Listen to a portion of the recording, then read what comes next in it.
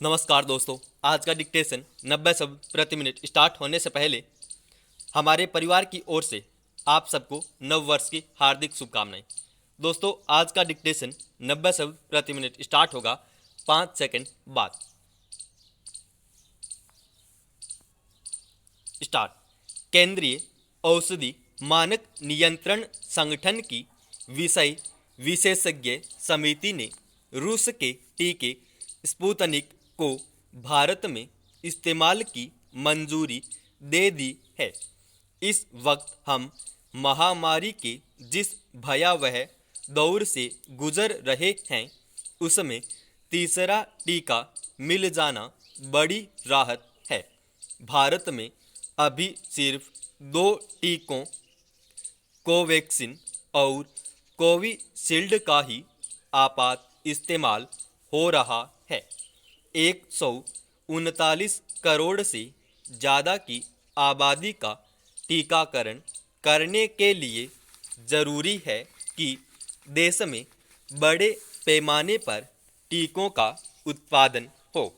ऐसे वक्त में जब संक्रमण की रफ्तार नित नए कीर्तिमान बना रही हो, हालात पर काबू पाने के लिए असरदार टीके ही कारगर हथियार साबित हो सकते हैं।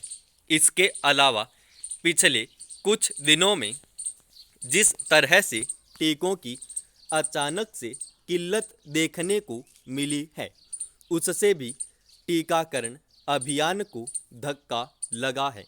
इसके लिए जितनी जल्दी और ज़्यादा टीके आएंगे और लोगों का टीकाकरण होगा, उतने ही जल्दी हम कोरोना से मुक्ति पाने की दिशा में बढ़ सकेंगे।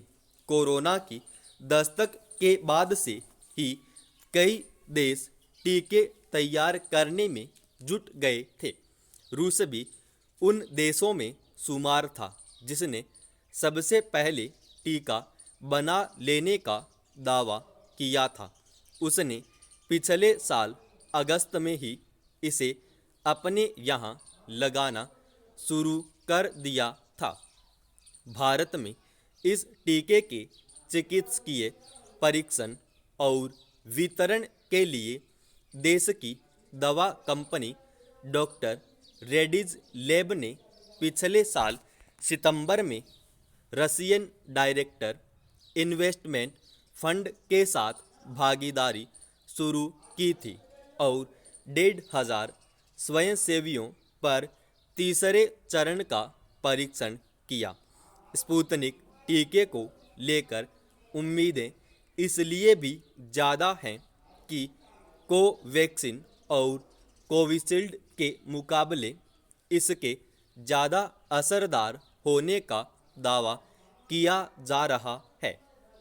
तीसरे चरण के परीक्षण में इसके 91% से ज़्यादा प्रभावी होने की बात कही जा रही है, जबकि कोवैक्सीन और कोविशील्ड 80% प्रभावी बताए गए हैं।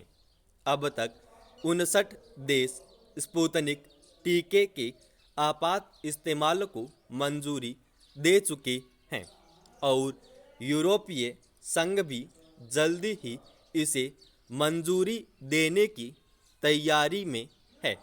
भारत में टीकों की मांग और उत्पादन के बीच काफ़ी बड़ा अंतर बना हुआ है। कोवैक्सीन और कोविशील्ड मिलाकर 4 करोड़ खुराक महीने का उत्पादन है। रोज़ाना 35 लाख से ज़्यादा टीके लगाए जा रहे हैं, यानी हमें लगभग 7 करोड़ खुराक हर महीने और चाहिए। फिर भारत दूसरे देशों को भी टीकों का निर्यात कर रहा है। ऐसे में और टीकों की सख्त ज़रूरत से इनकार नहीं किया जा सकता। जल्दी ही बड़े पैमाने पर टीकों का उत्पादन इसलिए भी ज़रूरी है क्योंकि हर व्यक्ति को टीके की 2 खुराक दी जानी है और ऐसे में यह सुनिश्चित होना चाहिए कि एक खुराक के बाद उसे दूसरी खुराक समय से मिल जाएगी। टीकों की यह कमी तभी दूर हो सकती है जब कई कंपनियां इसके उत्पादन में जुटे।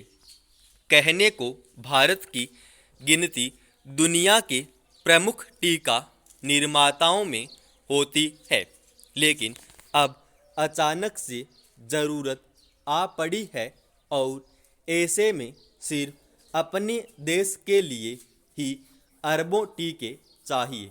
इस वक्त भारत में 10 करोड़ से ज़्यादा लोगों को टीका लग चुका है, लेकिन भयावह तथ्य यह है कि संक्रमण से सबसे ज़्यादा ग्रस्त 5 राज्यों महाराष्ट्र, छत्तीसगढ़, कर्नाटक, केरल और पंजाब में 15% आबादी को भी टीका नहीं लग पाया है।